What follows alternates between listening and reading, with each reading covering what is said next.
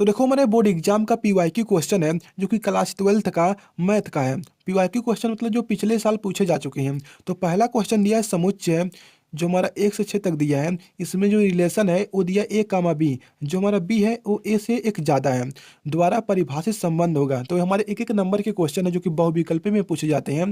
यहाँ पर बहुविकल्प में कुछ दिया होगा, मैंने नहीं लिखा है। तो कौन सा संबंध होगा चलिए पता करते हैं। जैसे हमारे पास क्या दिया है तो यहाँ पर दिया ए समुच्चय जो सेट दिया है हमारा 1 से 6 तक है। तो 1 से 6 तक यानी कि 1 हो गया, 2 हो गया, 3 हो गया, काले पेन से लिखते हैं तो ज़्यादा दिखेगा, 4 हो गया, 5 हो गया, 6 हो गया, इस तरह से। अब इनमें जो रिलेशन दिया है, जो रिलेशन है वो क्या है, ए कामा बी है और सॉरी बी कामा कहाँ गया, यहाँ पर है। तो बी प्लस ए प्लस में 1 है, तो इस तरह से। अब देखो जो हमारा ए कामा बी है यानी कि जो रिलेशन बन रहा है यहाँ पर, ये बराबर किसके हैं, जो हमारा ए है। जैसे मान लो मैं यहाँ पर दिया है, इसी से बनेगा, इसी को हमको देखना होता है कि रिलेशन कैसा बन रहा है। तो यहाँ पर क्या है बी है, तो बहुविकल्पीय तो इसे जल्दी जल्दी लगाते हैं। तो अगर मैं ए का मान 1 रखता हूँ, अगर ए का मान मैं 1 रखता हूँ तो बी का मान क्या आ जाएगा, हमारा 2 आ जाएगा। तो बी का मान 2 आ जाएगा। जैसे ही मैं क्या करता हूँ, ए का मान 2 रखूँगा तो 3 आ जाएगा। तो ए का मान मैं क्या करता हूँ, 2 रखूँगा तो 3 आ जाएगा, यानी कि एक ज़्यादा आ रहा है। तो 3 का मान रखूँगा तो 4 आ जाएगा, 4 रखूँगा तो 5 आ जाएगा, और अगर 5 रख दूँ तो 6 आ जाएगा। अब 6 रखूँगा तो 7 आ जाएगा, जो कि बाहर इससे चला जाएगा, हमको इसी के अंदर लेना है। तो ये हमारा हो गया। अब हमको पता करना है कि कौन सा होगा। हमारा क्या होता है, स्वतुल्य होता है, क्या होता है, स्वतुल्य होता है, सम्मित होता है और संक्रामक होता है। स्वतुल्य के लिए क्या होता है, ए कामा ए होना चाहिए आर में। तो ए है, देखते हैं। तो ए कामा ए, तो यहाँ पर ए दिया है लेकिन ए नहीं है और कहीं पर। जैसे ए कामा बी हमारा यहाँ पर दिया है तो ए कामा ए होना चाहिए, जो कि नहीं दिया है तो हमारा ए हो जाएगा। जैसे एक कामा ए का मतलब क्या हो जाएगा, एक कामा एक भी होना चाहिए, 2 कामा 2 भी होना चाहिए, 3 कामा 3 भी होना चाहिए, यानी कि सबका होना चाहिए इस तरह से। तो नहीं है तो हमारा ये हो जाएगा स्वतुल्य नहीं है, स्वतुल्य नहीं है। तो जल्दी जल्दी लगाते हैं, इसे टाइम बहुत ज़्यादा हो रहा है। तो क्या करते हैं अब, संक्रामक के लिए क्या होता है, अगर ए कामा बी है आर में, जो कि है यहाँ पर ए कामा बी, तो क्या होना चाहिए, बी कामा ए भी होना चाहिए। क्या होना चाहिए, बी कामा ए। जैसे ए कामा बी आर में है तो है, ए कामा 2 है। तो अब देखते हैं बी कामा ए भी है, ये हमारा क्या होता है, ये हमारा सममित के लिए होता है। क्या होता है, सममित, सममित के लिए होता है।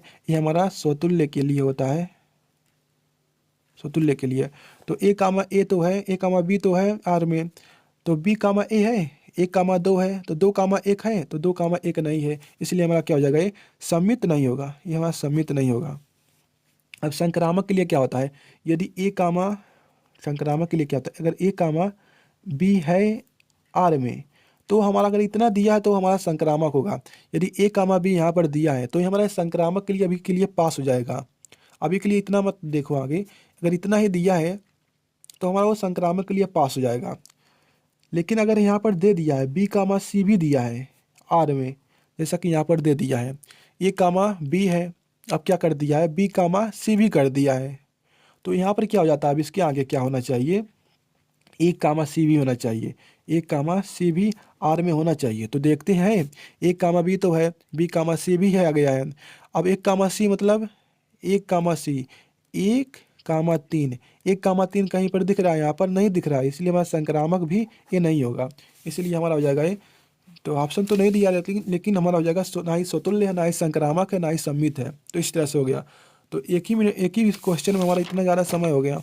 तो हमारा फलन दिया यहाँ पर, जो हमारा फलन है x² + 5 द्वारा परिभाषित फलन, जो आर में आर यानी कि रियल नंबर में क्या है, रियल नंबर दिया है, तो कैसा होगा हमारा फलन।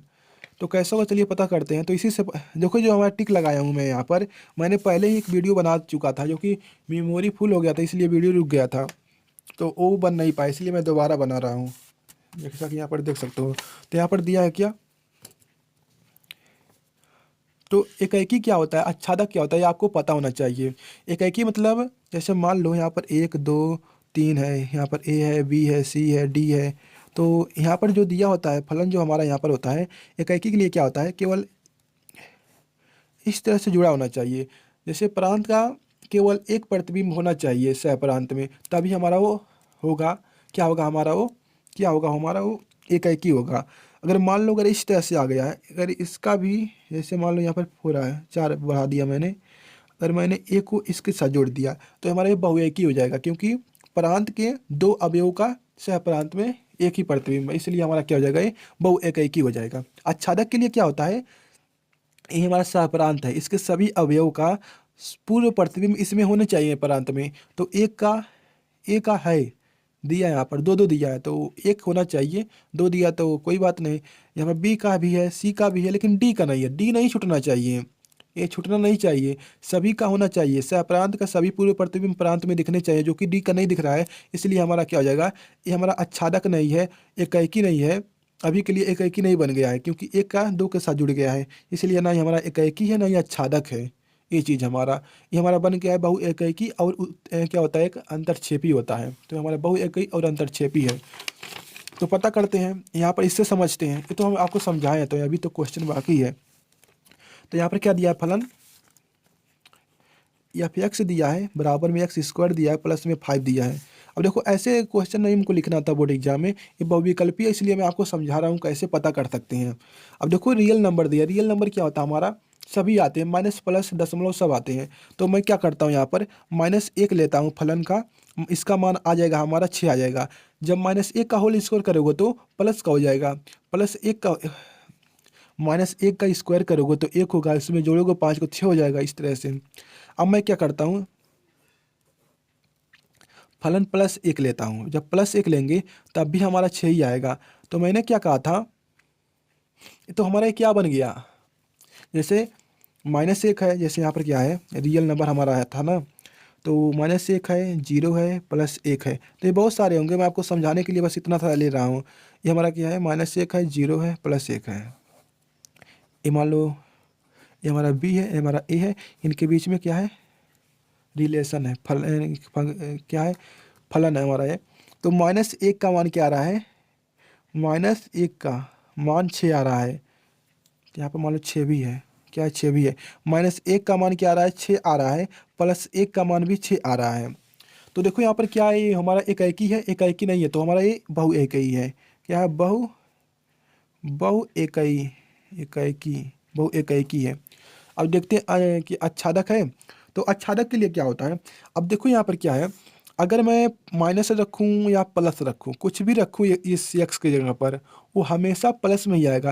अगर मान लो माइनस रखता हूँ तो यहाँ पर ये प्लस कर देगा उसको, अगर प्लस रखता हूँ तो वो प्लस तो आएगा ही। लेकिन यहाँ पर जो रियल नंबर हमारा होता है वो माइनस में भी होता है। तो देखो यहाँ पर जितने भी माइनस है उन सभी का पूर्व प्रतिबिंब नहीं दिखेगा, इसलिए हमारा ये आच्छादक नहीं होगा। तो इस तरह से पता करते हैं, ना ही हमारा एकाएकी है ना ही आच्छादक है। तो यहाँ पर एकाएकी और आच्छादक, जो कि बिल्कुल गलत है, बहुएकाकी तो है और आच्छादक है नहीं है, तो गलत हो जाएगा। एकाएकी है किंतु आच्छादक नहीं है, तो आच्छादक, तो ना तो एकाएकी ना आच्छादक, यहाँ पर सही हो जाएगा। दिया यहाँ पर यदि ए वर्ग अवयव इस प्रकार है कि ए स्क्वायर बराबर ए है, तो यहाँ पर जो ए चीज़ है वो बराबर होगा। तो कैसे पता करेंगे, चलिए देखते हैं। जैसे यहाँ पर दिया है ए स्क्वायर जो है वो बराबर है ए के, तो ये हमको जरूरत पड़ सकता है कभी भी। तो यहाँ पर इसका पहले होल क्यूब करते हैं। जब इसका होल क्यूब करेंगे तो आई का होल क्यूब हो जाएगा, आई का क्यूब हो जाएगा, प्लस में ए का क्यूब हो जाएगा, प्लस में 3a होता है, 3ia हो जाएगा। कोष्टक में भी होता है, a प्लस में b होता है, ये होता है। तो हमारा हो जाएगा, देखो आई हमारा मतलब क्या होता है, तत्समक अवयव। तत्समक अवयव को अगर आपस में गुणा करते हो तो उसका मान में कोई परिवर्तन नहीं होता है, तो आप कितना भी गुणा करो वो आई ही रहता है। तो इसको आई क्यूब को आई बना देते हैं। अब देखो ए क्यूब दिया है हमको, यहाँ पर ए स्क्वायर का मान दिया है, तो हम क्या करते हैं, इसको ए स्क्वायर लिखते हैं, इंटू में ए कर देते हैं, प्लस में। अब इनका आपस में गुणा करोगे तो हो जाएगा 3i² हो जाएगा, और ए हो जाएगा प्लस में 3 ये क्या हमारा ए है, तो ia² हो जाएगा। अब देखो यहाँ पर आई हो गया, प्लस में ए स्क्वायर का मान ए दिया, तो यहाँ पर ए लिखते हैं। अब ए लिखते हैं, यहाँ पर हो गया हमारा। अब देखो यहाँ पर ए स्क्वायर का मान मैंने यहाँ पर ए लिख दिया, तो चलो लिख ही देते हैं। यहाँ पर 3i² को मैंने अभी आपको बताया, आपस में कितना भी गुणा करो वही रहता है मान, प्लस में 3i, ए स्क्वायर का मान ए दिया है। अब इनका आपस में गुणा करोगे तो ए स्क्वायर हो जाएगा, ए स्क्वायर का मान ए दिया, तो यहाँ पर ए लिखते हैं। प्लस में हमारा हो जाएगा, अब देखो आई यहाँ पर दिया है, जब आपस में आई का गुणा करते हो तो कोई परिवर्तन नहीं होता। उसी तरह से आई का किसी भी तत्समक अवयव का किसी भी अवयव के साथ गुणा करो, उसके मान में कोई परिवर्तन नहीं होता है। तो यहाँ पर होगा 3a हो जाएगा, इस आई का इसमें गुणा कर दिया तो इसके मान में कोई परिवर्तन नहीं होगा, इसलिए मैंने यहाँ पर ए उतार दिया प्लस में। इसी तरह ए भी हो जाएगा, ओह आई हो गया प्लस में 3 3 6 7, 7a हो जाएगा। इस तरह से हमारा आ गया इसका आंसर। तो आई प्लस में 7a, तो हमारा ये तो एच छूट गया है, -7 में ए है, माइनस में 7a, माइनस में 7a, माइनस में 7a, माइनस में 7a, तो यहाँ से ये कट जाएगा और बराबर में आ जाएगा आई। तो आई के बराबर आ गया, हमारा यहाँ पर टिक लग गया है। अब यहाँ पर दिया सदिश आई के प्लस जे का प्लस पर सदिश आई के माइनस जे का परिक्षेप होगा। तो क्या पढ़ाऊँगा आपको समझ में नहीं आया होगा। तो देखो जो इतना बड़ा बड़ा दिया होता है हमको ना क्या करना होता है, इसको आप छोटा मान लीजिए। जैसे मान लिया मैंने ए वेक्टर बराबर दिया है आई कैप दिया है प्लस में जे कैप दिया है, बी वेक्टर बराबर दिया है हमारा आई कैप दिया है माइनस में जे कैप दिया है। अब यहाँ पर ध्यान ये देना होता है कि किस पर किसका पूछ रहा है परिक्षेप पे। देखो सदिश ए पर सदिश बी का परिक्षेप होगा। अब बी ए क्यों कहा, क्योंकि मैंने मान लिया इसे। अब दिया यहाँ पर सदिश, यहाँ पर ऐसे लिखेंगे सदिश ए का परिक्षेप, ए का सदिश, सदिश ए पर सदिश बी, सदिश बी का परिक्षेप, बी का परिक्षेप। तो यहाँ पर दिया सदिश ए पर सदिश बी का परिक्षेप, यानी कि सदिश ए पर पूछ रहा है। तो इसका फार्मूला क्या होता है, इसी को हमको देखना होता है। तो यहाँ पर ऊपर तो ए इंटू में बी होता है, ये तो हमको पता चल जा रहा है, लेकिन जिस पर पूछ रहा है वो हमारा नीचे आ जाता है इस तरह से। ये हमारा फार्मूला है, ए वेक्टर इंटू में बी वेक्टर, अब बटम हमारा हो जाता है, इसका लग जाता है मॉड, यानी कि हमारा क्या होता है ऐसे हो जाता है। अब इनका आपस में गुणा करेंगे तो इसका मान ए दिया है, तो आई कैप प्लस में जे कैप है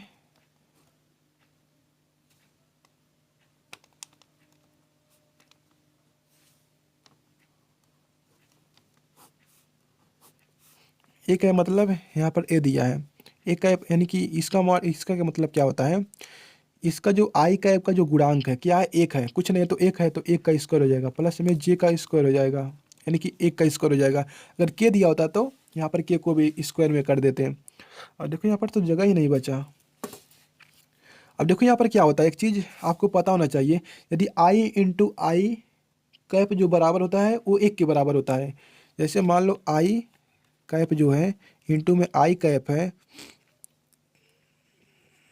और जे कैप इंटू में जे कैप है, के कैप क्या है, के कैप इंटू के कैप है, तो ये सब क्या होते हैं जीरो, यानी कि एक के बराबर होते हैं। क्या होते हैं, एक के बराबर होते हैं। तो यहाँ पर देखो आई का आई के साथ गुणा करोगे तो आई गुणे आई हो जाएंगे, उनका मान हमारा हो जाएगा एक। अब माइनस का चिन्ह है तो माइनस का चिन्ह लगाएंगे। अब जे का गुणा जे में करोगे तो जे डॉट जे हो जाएगा, यानी कि जे इंटू जे हो जाएगा कैप में। तो इसका जो मान होता है हमारा एक होता है, इस तरह से -1 -1। अब इसका हो जाएगा √2 हो जाएगा, जब भाग करेंगे तो हमारा आ जाएगा 0। अब दिया अवकल समीकरण का, तो ये तो पता होगा आपको, इसे कोटि पूछ रहा है। तो कोटि मतलब क्या होता है, कितना बार इसका अवकलन किया गया है। तो देखो यहाँ पर क्या दिया है, यहाँ पर 2 बार अवकलन हुआ है। तो हमको कोटि मतलब क्या होता है, अधिकतम घात, यानी कि अधिकतम बार किसका अवकलन हुआ है, यानी कि सबसे ज़्यादा वाला लेना होता है। जैसे यहाँ पर 2 भी दिया है, जैसे इस अवकल समीकरण का 3 कोटि होगा क्योंकि सबसे ज़्यादा बार किया गया है। हमको देखना होता है अवकल समीकरण यानी कि कितना बार अवकलन हुआ है, जितना बार ज़्यादा में हुआ होगा उसी को हम कोटि कहते हैं। जैसे यहाँ पर 3 बार में होगा, 3 बार इस पूरे समीकरण को 3 बार अवकलन किया गया है, इसलिए इसका जो कोटि होगा 3 हो जाएगा। यहाँ पर इस तरह से टिक लगाने के, तो ये सब मैंने आपको पहले ही बता चुका था, इसलिए ये सब लिखा हुआ है। तो आपको वीडियो पसंद है, वीडियो को लाइक करके इसे सब्सक्राइब कर लीजिए।